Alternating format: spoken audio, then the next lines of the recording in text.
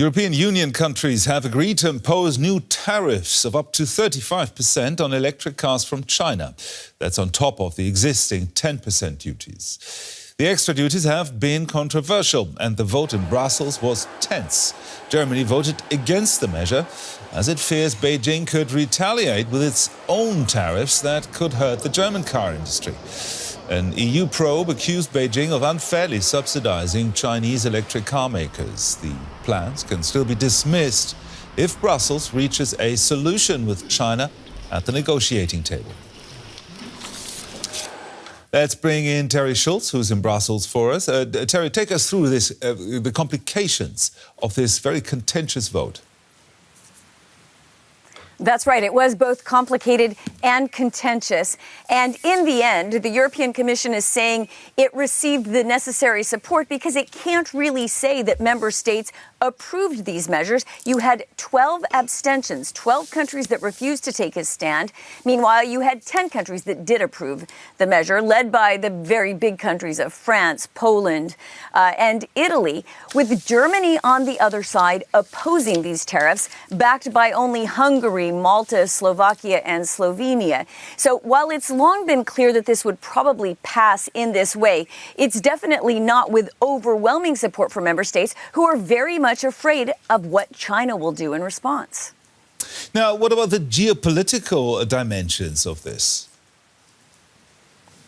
But that's the big question. I mean, China's already made preliminary moves to retaliate, not necessarily in the automobile sector, although that, of course, could come as well. They're looking at the dairy sector, the liquor sector, and it is all part of these wider negotiations that are ongoing with China constantly about trade measures. The Commission, of course, is spinning this as a win, as they may, because, of course, they will publish this in an official journal by the end of the month, and then the measures will come into effect. But Ursula von der Leyen wanted to take a strong stance at the beginning of her second term, laying out these measures against China and saying, look, we are not going to back down on this. The European Union is not going to be a pushover when it comes to trade policy.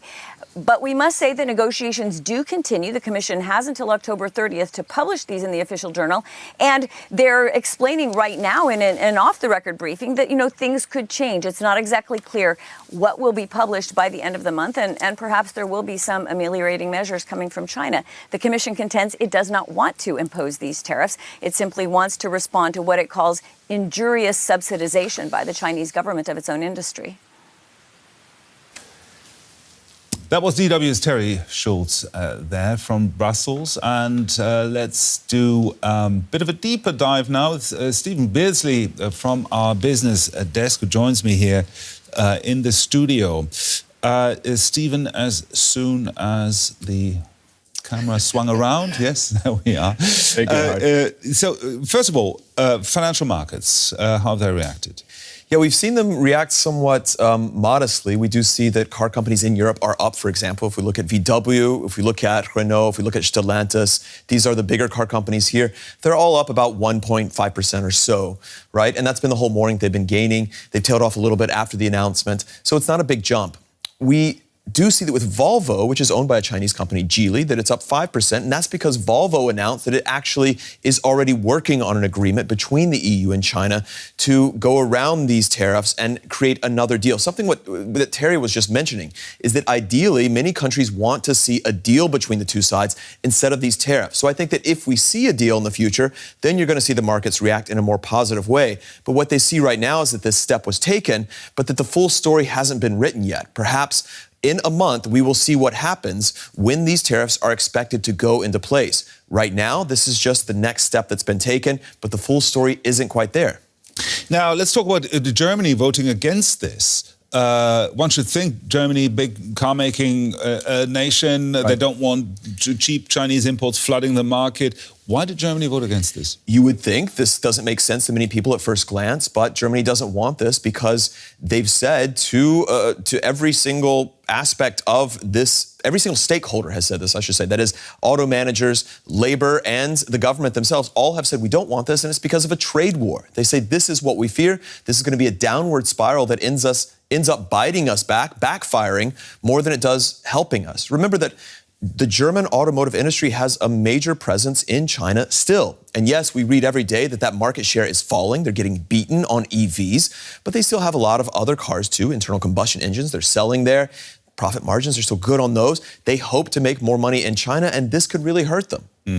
Now, talking about money, what's at stake here? It's hard to say because it's not just as simple as saying Chinese electric vehicles are going to be 35% more expensive, because it depends. Are they going to be exported less once this happens, or are they going to eat some of that price? We don't know what it's really going to look like. But what we do know is that consumer choice will fall. If you wanted a cheaper car, you don't have that option now, most likely, because either it's not going to be exported here in the first place, or it's automatically going to be pricier. So consumer choice suffers. And then there are the secondary and tertiary effects if a trade war does start. We know that dairy, for example, out of the EU is being looked at. We know that pork exports into China are being looked at. So those industries could then suffer, and that will be a problem as well. So the overall costs have yet to be figured out, especially if there is a trade war that gets kicked off and that leads to this kind of tit for tat for tit for tat, and then neither side has much to show for it. That is the big fear. Yeah, there's no real winner in a trade war ever. Thank you very much, Stephen Beardsley there from our business department.